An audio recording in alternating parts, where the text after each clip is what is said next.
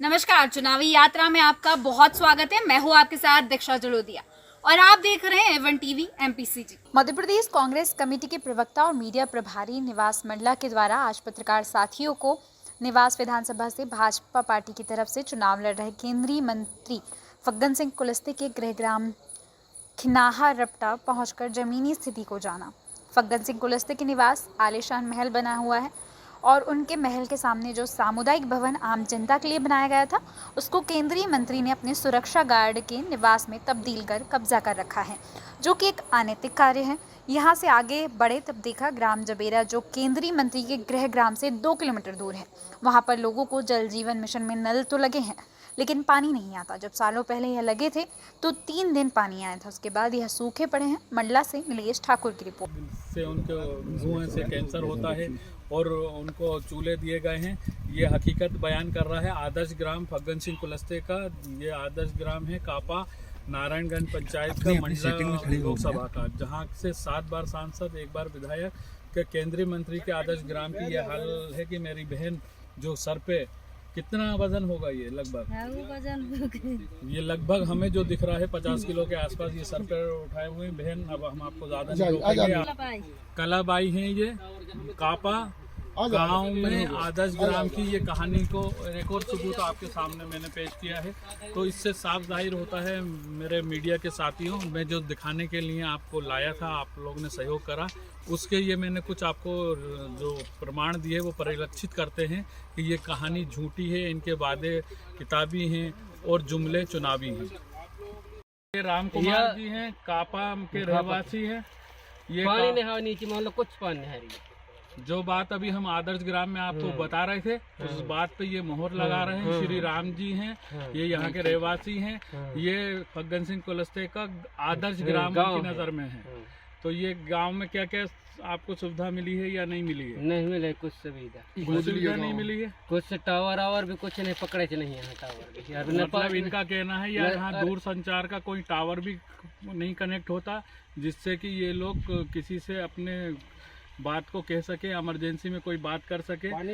पानी की व्यवस्था, पानी भी नहीं है, कुछ नहीं है। लगाए दिन भरी पानी कुछ नहीं है, कुछ नहीं है। मैं बोल रहे हैं ये आदर्श ग्राम है। ये जो बात हम बताना चाह रहे थे, ये वहाँ के रहवासी श्री काम के लिए कहाँ जाते हैं सर? स्वास्थ्य काम के लिए बाहर जाते हैं। काम नहीं खुल रही है अभी। यहाँ काम नहीं खुल रहे हैं अभी नहीं। ग्राम पंचायत में कोई काम नहीं है, कोई काम नहीं है। कहाँ जाते हो रोजगार के लिए? बाहर जाते हैं बेली का। दूसरे जिले में नरेगा की कोई काम जो 100 दिन UPA सरकार देती थी मिलते हैं? नहीं मिले सर, कोई दाम मिल गया हफ्ते देवता नहीं, काम भी नहीं मिल रहा। स्वास्थ्य की सुविधाएं यहाँ पर हैं, हॉस्पिटल है, डिस्पेंसरी है, सब चीज है। खर है 12वीं तक के है ना हॉस्पिटल है, अस्पताल है नहीं है। स्वास्थ्य सुविधा के बारे में भी बता रहे हैं, कोई नहीं है। और स्कूल के बारे में बता रहे हैं 12वीं तक है तो उसमें टीचर आते हैं। हाँ, टीचर मतलब स्कूल है लेकिन टीचर नहीं है। एक तरफ Shivraj Singh Chouhan CM rise school की बात कर रहे हैं, ये आदर्श ग्राम में स्कूल तो है लेकिन वहाँ पर टीचर नहीं है। तो ऐसे स्कूल किस काम के जिसमें टीचर नहीं है?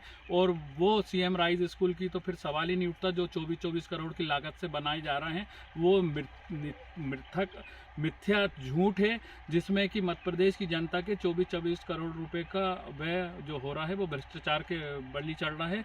जो हमारे नौनिहाल हैं उनके लिए अगर स्कूल में टीचर नहीं है, पानी नहीं है स्थानीय लोगों को, तो वो साबित करता है कि ये इनका आदर्श ग्राम झूठ का पुलिंदा है।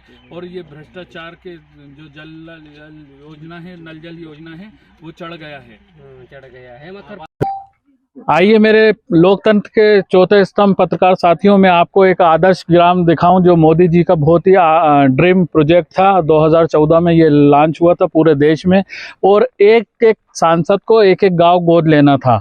हमारे मंडला के सांसद केंद्रीय मंत्री फग्गन सिंह कुलस्ते ने कापा नारायणगंज मंडला का ये गांव गोद लिया था और इस गांव में आज हम आपके साथ यहाँ पर प्रवेश द्वार पे खड़े हैं और यहाँ से ये आदर्श ग्राम की कहानी ये अपने आप बयान करेंगे। यहाँ से शुरू करिए। ये रोड का जो ये रोड है, आप देखें ये रोड गड्ढों में है और गड्ढे रोड में हैं, ये आप तय करें। अभी कहानी शुरू होगी कि ये आदर्श ग्राम किस तरह से फग्गन सिंह कुलस्ते जी के नज़र में है। आगे हम चलते हैं और इसको आगे आपको दिखाते हैं। कैसा महसूस कर रहे हैं? देखिए ये आप कह रहे हैं केंद्रीय मंत्री के साथ मुकाबला है, मैं तो बिल्कुल नहीं मानता इस विषय को, क्योंकि चाहे वो मुख्यमंत्री हो, चाहे वो केंद्रीय मंत्री हो, चाहे प्रधानमंत्री हो, ये कोई बड़े नहीं होते। बड़ा होता है भगवान स्वरूप मतदाता, जो उनको बनाता है। मैं आज आम मतदाता के बीच में जाता हूं और उनका समर्थन मुझे मिल रहा है। मैं बिल्कुल ये नहीं मानता कि मेरे सामने कोई केंद्रीय मंत्री या बहुत बड़ा मंत्री चुनाव लड़ रहा है, क्योंकि मेरे साथ जनता है, जनता खुद चुनाव लड़ रही है। उनके निवास क्षेत्र में और उनका आदर्श ग्राम कापा कला का कभी आपने भ्रमण किया होगा, क्या विकास है उधर पर, उस पर क्या कहना चाहेंगे? जहाँ तक सांसद ग्राम कापा की बात करें तो मैं कुछ न कुछ माध्यम से उन गांवों का मैं जाता रहता हूं। जो पहले जैसी स्थिति थी वो आज भी वही है।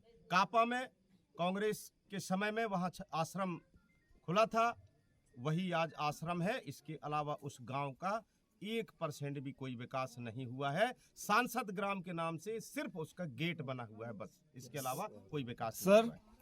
इसके पहले कांग्रेस से ही विधायक डॉक्टर अशोक मस्कोले थे, जिन्हें मंडला जाना पड़ा है, और उनकी जगह अब आप हैं। क्या सोचकर आप मतदाताओं के सामने जाएंगे? देखिए, हम मतदाता के सामने जा रहे हैं। मतदाता को ये पता है इस बात का कि जिनको इस क्षेत्र की जनता ने विगत 35 साल से विधायक, मंत्री, फिर सांसद, मंत्री, लगातार 3 बार से मंत्री, उनके छोटे भाई रामप्यारे जी कुलस्ते को 15 साल तक 3 बार 3 कार्यकाल का विधायक बनाया। इस क्षेत्र में आज से 20 साल पहले स्वर्गीय श्री सुरता सिंह जी मरावी कांग्रेस के विधायक थे।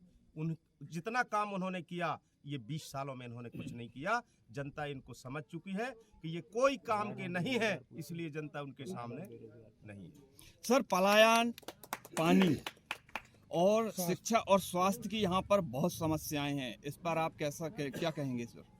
बिल्कुल, आप सबके सहयोग से इस प्रदेश में कांग्रेस की सरकार बनने जा रही है, और कांग्रेस की सरकार ने ये तय किया है कि आदिवासी क्षेत्रों में जहां गरीब तबके के लोग रहते हैं वहां पर निःशुल्क शिक्षा, साथ ही बच्चों को कक्षा 1 से 8 तक 500 रुपये की छात्रवृत्ति, 9 से 10 तक 1000 रुपये और 11 से 12 तक 1500 रुपये छात्रवृत्ति देकर उनकी जो शिक्षा में एक पैसा बाधक था, जो मजदूर वर्ग अपने बच्चों को अच्छी शिक्षा नहीं दे पाते, वो उसमें सहायक होगी। निश्चित इस जिले में, इस प्रदेश में शिक्षा की व्यवस्था भी अच्छी होगी। ठीक है, धन्यवाद। सरकार के केंद्रीय मंत्री और विधायक फग्गन सिंह कुलस्ते जी के हम गृह ग्राम खन्नारपटा और कापा, जो उनका आदर्श ग्राम है, वहाँ पर हमने वहाँ के स्थानीय नागरिकों से कई मुद्दों पे बात करी। आप लोग इस चीज़ के गवाह हैं।